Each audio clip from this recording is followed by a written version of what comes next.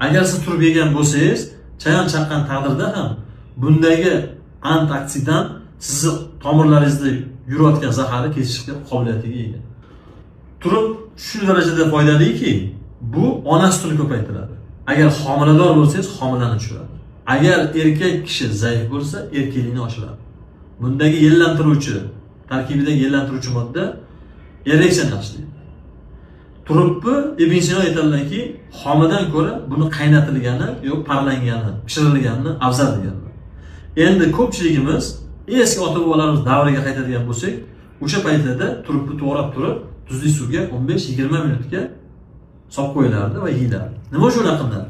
Ya'ni undagi o'sha ovqatdan oldin yeganingizda sizda ko'p kekir paydo qilishligi, ko'ngilni aynituvchi jihatlari haligi tuzda parchalanadi.